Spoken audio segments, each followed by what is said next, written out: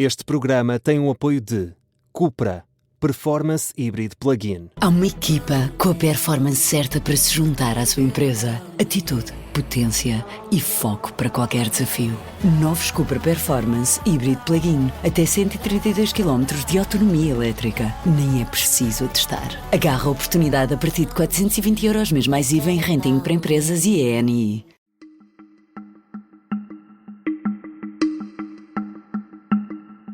Esta é a história do dia, da Rádio Observador. A Europa está a entrar numa guerra de drones?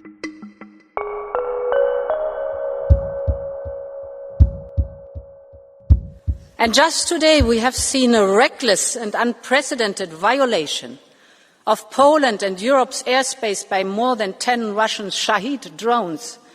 Europe stands in full solidarity with Poland. Ursula von der Leyen discursa no Parlamento Europeu num dia marcado pela invasão de drones russos no espaço aéreo da Polónia. A Presidente da Comissão Europeia promete união e resposta. O Parlamento aplaude de pé durante vários segundos. Putin's message is clear, and our response must be clear too. A resposta da União Europeia tem de ser tão clara como as intenções da Rússia. É necessário emergir uma nova União Europeia, é o que diz Ursula von der Leyen.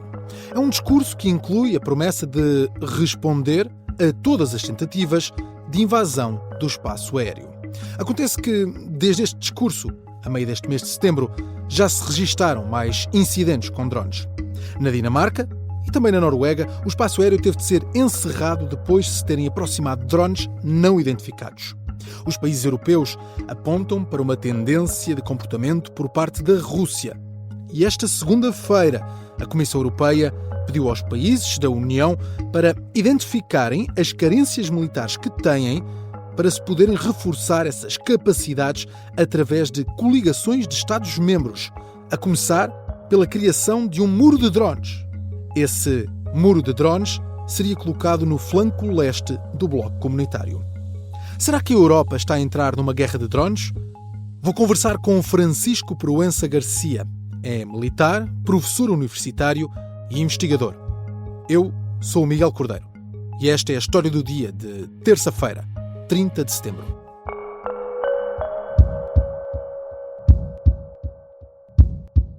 Bem-vindo, Francisco. Como está? Gosto em ouvi-lo. Antes de falar do cenário estratégico e de possível conflito no espaço aéreo europeu, vamos começar pelo básico. Que drones são estes que estão a invadir o espaço aéreo de países da NATO e de países da União Europeia? Nós aqui não estamos a falar dos simples drones que se vendem nas lojas de eletrónica.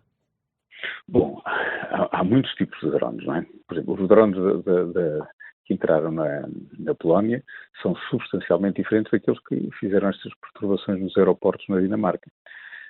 Eram drones que tinham uma missão bem definida, atingir uma área militar na Polónia, mas não levavam carga, está a ver? E voavam a uma altitude superior. Estes que estão, digamos assim, tinham um objetivo específico e um maior raio de ação. E a intenção aí, a meu ver, é testar as capacidades de reação da Polónia ou dos países da NATO, saber além de como é que reagem, quanto tempo demoram a reagir, com que meios reagem, se reagem com aviões, se reagem com defesa aérea, se reagem com antidrones, e depois os antidrones têm a ver com a altitude a que eles voam, não é? E com o tipo de drone. Foi essencialmente testar as nossas capacidades de reação, a nossa vontade de reagir e como é que nós reagimos. E nós reagimos a gastar muito dinheiro para uma desproporção tremenda para imagina um drone de 50 ou 60 mil dólares, que não serão tão caros, estes os que eles enviaram cheio, e nós atingimos com mísseis Sidewinder que podem custar 1 milhão, 2 milhões, depende. Há dados até que dizem que foram com mísseis 3,4 milhões, está a ver a diferença. E uma resposta multinacional com vários países envolvidos, mas isso é para testar a nossa capacidade de reação face a uma incursão significativa, à volta de 20 drones, no espaço aéreo e na profundidade. Essa é uma tipologia mais militar, de reação militar, para testar então as nossas capacidades. A outra faz parte daquilo que hoje se designa guerra híbrida. A guerra sempre foi híbrida, nós aqui a vemos só sempre no campo cinético e militar, mas sempre teve uma componente psicológica, uma componente económica e uma componente política. Nós é que nos esquecemos disso, de maneira que a guerra sempre foi híbrida. Isso é um jargão que Agora, os comentadores usam, mas a guerra sempre foi híbrida, assim como sempre foi assimétrica. A guerra procura criar assimetria. O meu ponto Mas, temos a Polónia a ser invadida no espaço aéreo por drones Shahed, isso foi noticiado, assim foi, houve resposta. Estes drones não representam diretamente um risco para as populações? É apenas essa questão estratégica de perceber que resposta tem a União Europeia? Consegue-se. É sempre um risco para as populações, porque ao bater um drone, há sempre os restos do drone que ficam e caem em cima de infraestruturas, e pode matar pessoas, não é? Podem infraestruturas, automóveis, num jardim, numa creche, nós não sabemos onde é que eles vão cair. Quando abate um objeto no ar, ele vai ser destruído. Mas estas intenções são completamente diferentes, a meu ver, das intenções de testar a nossa capacidade, até os nossos nervos, está a ver? A resiliência das nossas populações, o acreditar nas autoridades, está a ver? Nós acreditamos na capacidade de defesa da NATO, na capacidade de defesa do nosso país, as instituições estão a funcionar, como é que reagiram quando caiu o drone, aqueles que foram abatidos e acertou numa casa, como é que as entidades locais reagem? Ou seja, isso tudo põe à prova a nossa capacidade de resistência, a nossa resiliência, a nossa coesão como país, de membros de várias alianças, não é? Da NATO, da União Europeia, membros dessas várias organizações internacionais, e a coesão dentro da própria aliança. Está a ver? E da própria União Europeia. Isso é muito importante. Por isso é que tem que ser sempre uma resposta coletiva. Temos que reagir sempre como organização internacional, não pode ser só o país, por isso é que eles invocaram o artigo 4º, que é para se conversar. Surgiu este problema de invasão do nosso território, porque o espaço também é território, é soberania, agora temos que discutir isto entre nós, como é que nós vamos reagir coletivamente. Porque se cada um responder por si, então não precisamos da aliança. Está a ver? É mais para testar a nossa resiliência como sociedades e nós acreditarmos nas instituições.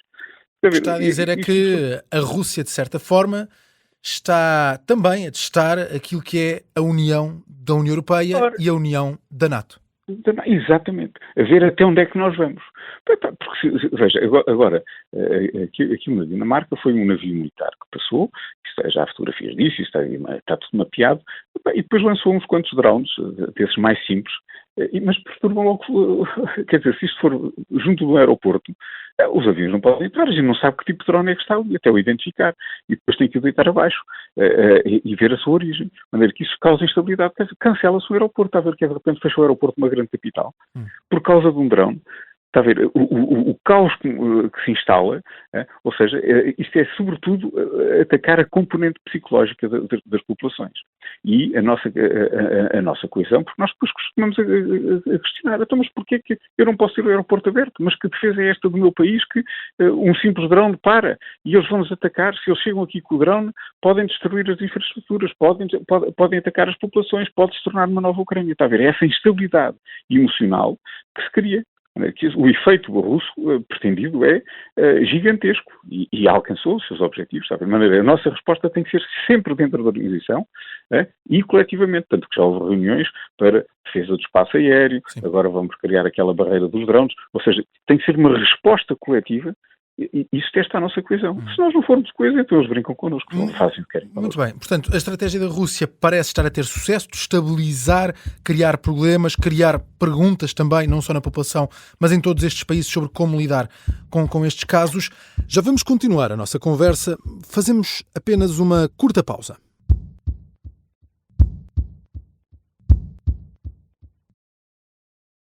Estamos de regresso à conversa com Francisco Proença Garcia, militar, professor universitário e investigador. Como é que se deve lidar? A Europa deve seguir uma estratégia específica? Tem alguma ideia daquilo que deve fazer a União Europeia, por exemplo, perante uma situação destas? Bom, a União Europeia já fez a primeira coisa, foi reunir e conversar com os seus parceiros, não é? E houve declarações políticas muito firmes, quer da Ursula von der Leyen, quer de vários o primeiro-ministro polaco, o primeiro-ministro sueco veio dizer e oferecer o seu apoio nos antidrones em relação à Dinamarca. Mas há agora a ação. Não, agora tem que haver ação. Bem, para já houve reuniões e vai haver reuniões já para a semana sobre a defesa do espaço aéreo, porque tem que ser uma coisa coordenada e coletiva. Que tipo de drones é que nós estamos a falar? São aqueles que voam, que nós compramos aqui no hipermercado e custam $500 ou $1.000, ou estamos a falar de uns drones de média altitude ou de uns de altíssima altitude que tiram fotografias e filmam constantemente e nós não nos apercebemos que existem. E outros que podem ter armamento? Exatamente. E estes para já não trazem armamento, até agora. Está vendo, nem cargas explosivas trouxeram. De maneira que é preciso saber como é que é a defesa disso. Tem que ser uma defesa integrada dentro do espaço da NATO, sobretudo da NATO, porque a União Europeia não tem capacidade para isso. Eventualmente poderá financiar. Há agora 6 bi já disponibilizados 6 mil milhões para se criar iniciativas anti-drone. Espero que sejam conjuntas e com desenvolvimento de tecnologia nossa. E os ucranianos têm tecnologia fantástica e barata para isso. Temos que ir aprender com eles. Já a Polónia já mandou homens seus para aprenderem com os ucranianos. Mas estas iniciativas, está a ver, têm que ser coletivas. Porque uma barreira não podemos imaginar agora uma proteção total. Não, é por camadas de altitude para os diferentes tipos de drones, mas é preciso saber de onde é que eles vêm, como é que eles vêm. E os ucranianos têm uma tecnologia muito barata, que são umas antenas que detectam, são sonares, no fundo, identificam de onde é que eles vêm a baixa altitude, que depois não aparece no radar. Sim. Há notícias que apontam para a necessidade e a possibilidade de se criar essa coluna de drones que já referi há pouco, junto à fronteira. Isto é algo real? Isto é algo possível de acontecer? No fundo, estamos a criar uma coisa que nós temos, se for a uma torre de controle de espaço aéreo dos países, nós acompanhamos, até na internet temos o track, eu vou daqui para a Dinamarca. Eu sei exatamente a que horas levanto o meu voo e olho, e tenho em real time onde é que vai o meu avião. De maneira que nós temos a capacidade de detectar aeronaves maiores. Agora temos que começar a ter a capacidade de detectar aeronaves mais pequenas, porque aquilo voa, não é? Muito mais pequenas e a altitudes completamente diferentes. Isso é realizável tecnologicamente. Os ucranianos têm essa tecnologia, nós temos essa tecnologia, temos é que desenvolver e a divulgar por todos os países da União. Mas, sobretudo, junto à fronteira. No fundo, é um acompanhamento visual por satélite, por outros drones que nós tínhamos, por helicópteros. Depois tem que haver um sistema integrado de vigilância e de proteção e depois de defesa, a defesa aérea, não é? Que integra meios aéreos, meios terrestres, antidrones, depois é um sistema sempre, chama-se isso um sistema integrado. Mas é possível fazer isso. Agora, nós temos isso para os aviões, então agora temos que fazer para aeronaves mais pequeninas. E depois temos que definir que resposta é que se dá perante uma invasão do espaço aéreo, sendo drones, sendo outro tipo de aeronaves, mas que resposta é que se dá efetivamente nessa resposta coordenada que definia. Eu queria perceber que papel é que Portugal pode ter no meio de tudo isto. Portugal tem uma cada vez mais reconhecida indústria e setor de investigação na área dos drones. Portugal pode ter um papel em tudo isto? Nós somos os grandes, nós temos empresas portuguesas, não vou entrar no marketing dessas empresas, mas nós temos empresas portuguesas a fornecer diretamente para algumas delas, já com grande capacidade, a fornecer vários tipos de drone, quer com payload, ou seja, para explosivos, mas sobretudo para reconhecimento, para fotografia, para identificação de alvos, com vários tipos de detectores de movimento, de vários tipos de câmaras térmicas, inúmera tecnologia aplicada, dependendo da missão a que se atribui. Chama-se isso depois qual é o payload que a aeronave leva. Bom, nós temos uma capacidade muito desenvolvida nessa área, temos várias empresas a desenvolver essa capacidade e pode ser um nicho muito interessante para Portugal, já porque estamos longe, não é? E podemos ir buscar desenvolvimento de tecnologia do outro lado do Atlântico, podemos ir buscar tecnologia a Israel, que tem boa tecnologia, podemos ir buscar tecnologia à França, podemos ir buscar tecnologia aos turcos, ou, sobretudo, aos ucranianos, que eles é que têm essa capacidade anti-drone que incrementam semanalmente. Quer dizer, as dificuldades que eles enfrentam diariamente levam-os a que sejam muito inovadores, muito criativos e que com baixos custos tenham resultados muito interessantes. De maneira que nós podemos incorporar essa tecnologia. Já temos fábricas no local. Há uma grande empresa que já tem uma fábrica no local, uma empresa portuguesa, mas nós podemos desenvolver essa capacidade cá. Temos espaço para fazer treino, temos um longo oceano onde podemos fazer treino.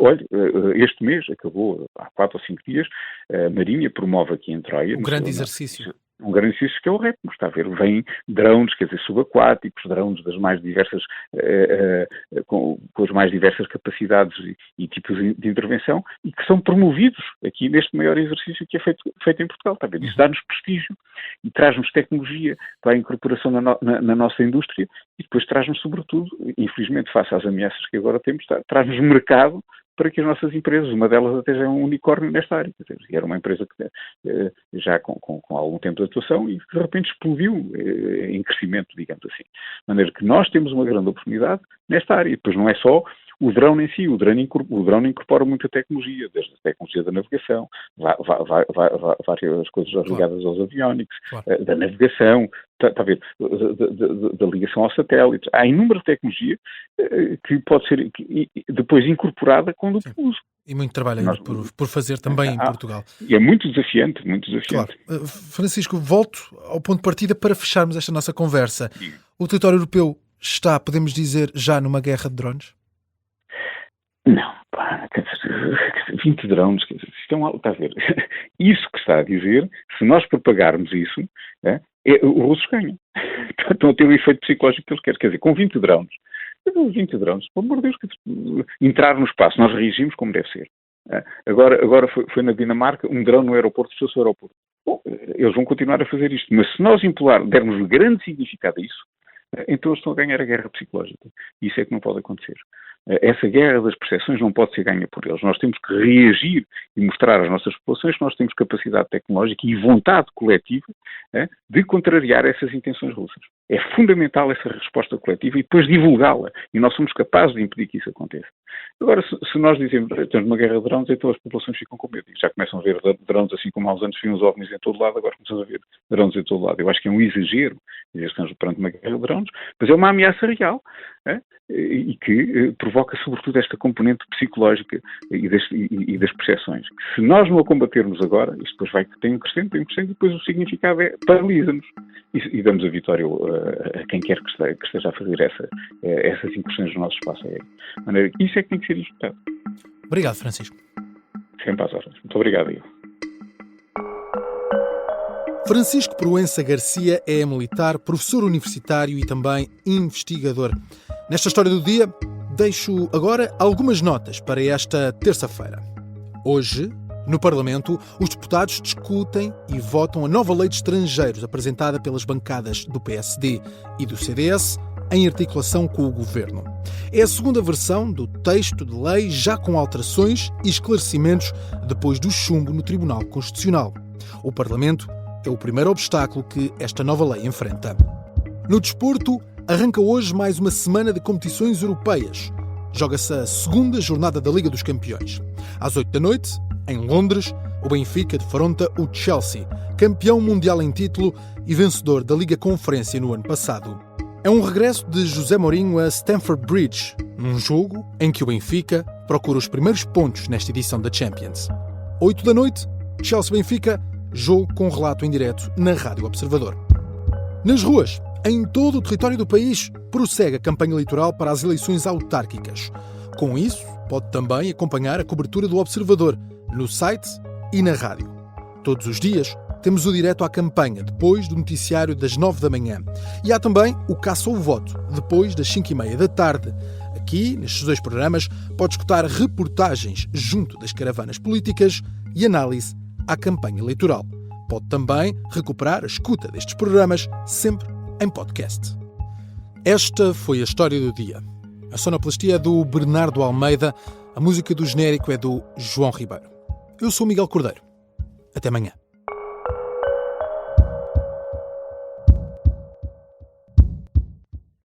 Este programa tem o apoio de Cupra, Performance Hybrid Plug-in. Há uma equipa com a performance certa para se juntar à sua empresa. Atitude, potência e foco para qualquer desafio. Novos Cupra Performance Hybrid Plug-in. Até 132 km de autonomia elétrica. Nem é preciso testar. Agarra a oportunidade a partir de 420 € mês mais IVA em renting para empresas e ENI.